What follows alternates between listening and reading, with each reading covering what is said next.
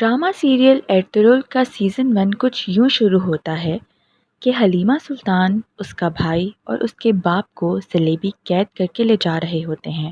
صلیبیوں کے اس دستے کی سربراہی بسول کر رہا ہوتا ہے جو ٹائٹس کا بھائی ہے۔ اسی اثنا میں ایرطغرل اپنے سپاہیوں کے ساتھ شکار پر نکلتا ہے اور صلیبیوں کے اس دستے سے جا ملتا ہے۔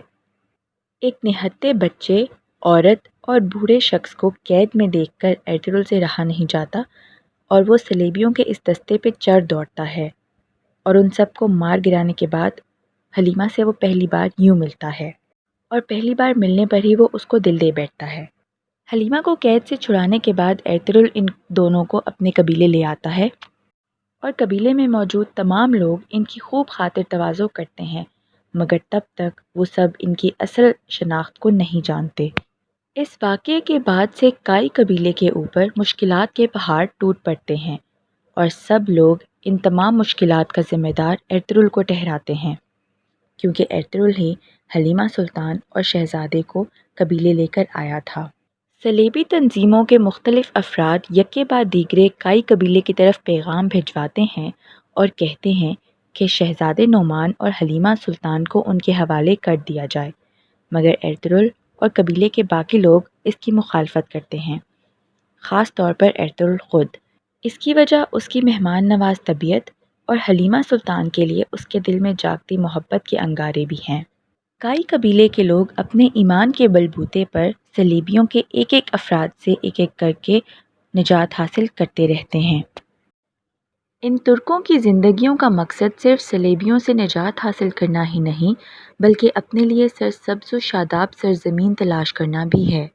جس جگہ پر وہ اپنے خیمے لگائے بیٹھے ہیں وہاں جاڑے کا موسم آ رہا ہے اور قحط سالی بڑھتی چلی جا رہی ہے، جس کی وجہ سے ان کو کسی ایسی سرزمین کی تلاش ہے جہاں ان کا قبیلہ پروان چڑھ سکے۔ اسی سلسلے میں سلیمان شاہ اپنے بیٹے ایرطغرل کو اپنا پیغام رساں بنا کر حلب بھیج دیتے ہیں، جہاں وہ حلب کے امیر العزیز سے جگہ کی گزارش کرتا ہے۔ العزیز چونکہ ایک صاف دل اور اچھا انسان ہے، وہ ایرطغرل کی یہ گزارش مان لیتا ہے اور ان کو جگہ فراہم کرنے کا وعدہ کر لیتا ہے۔ یہ جان جانے کے بعد ناصر ایرطغرل اور اس کے قبیلے کے خلاف سازشیں رچتا ہے اور العزیز کے کان بھرتا ہے، جس کی وجہ سے العزیز ایرطغرل اور اس کے قبیلے کو جگہ فراہم کرنے سے انکار کر دیتا ہے۔ یہ بات ایرطغرل کو کھٹکتی ہے اور وہ اپنی ذہانت کے بلبوتے پر یہ جان جاتا ہے کہ حلب میں العزیز کے ارد گرد بہت سے صلیبی مسلمانوں کا روپ دھارے گھوم رہے ہیں۔ اب ایرطغرل کا مقصد حلب کو صلیبی غداروں سے پاک کرنا ہے اور العزیز کی آنکھیں کھول کر اس کو سچ کا سامنا کروانا ہے۔ اس کے لیے وہ بہت محنت کرتا ہے اور بہت سے کام کر کے یہ کام کر دکھاتا ہے۔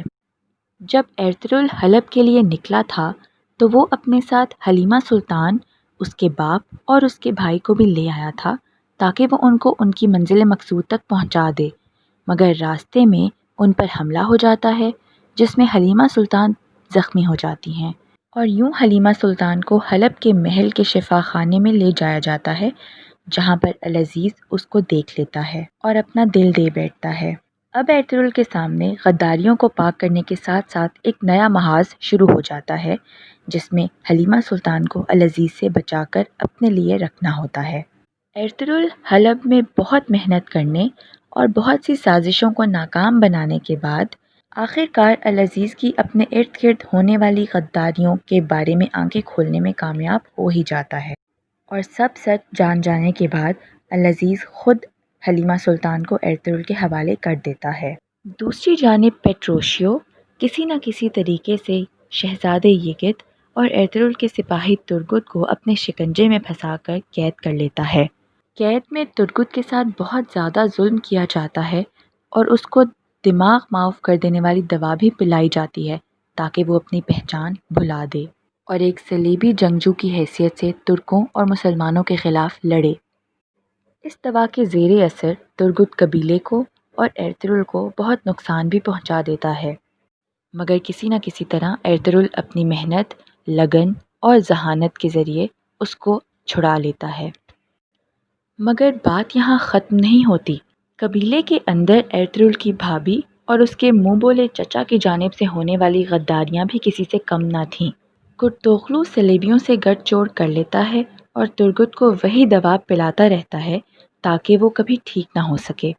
اس کے بعد کرتوغلو قبیلے کے سردار سلیمان شاہ اور ان کے خاندان کو قید کر لیتا ہے اور مار ڈالنے کا حکم دے دیتا ہے، مگر ترگت ہی ان سب کو بچاتا ہے۔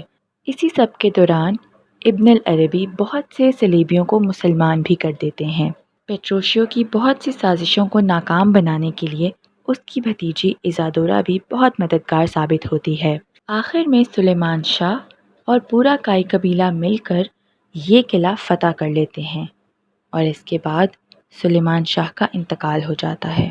اس کہانی کے دوران بہت سے دو دل ایک ہوئے اور شادی کے بندھن میں بندھے، جیسا کہ آئیکس اور ترگت اور حلیمہ سلطان اور ایرترل۔ یہ تھا ایرترل کے سیزن 1 کا ایک کوئک ریکیپ۔ امید ہے آپ کو یہ ویڈیو پسند آئی ہوگی۔ اگر پسند آئی تو اس کو لائک کیجیے، شیئر کیجیے اور کامنٹس میں اپنی رائے ضرور دیجیے۔ اور ہاں، میرے چینل کو سبسکرائب کرنا ہرگز نہ بھولیے گا اور بیل آئیکن بھی پریس کر دیجیے گا۔ شکریہ۔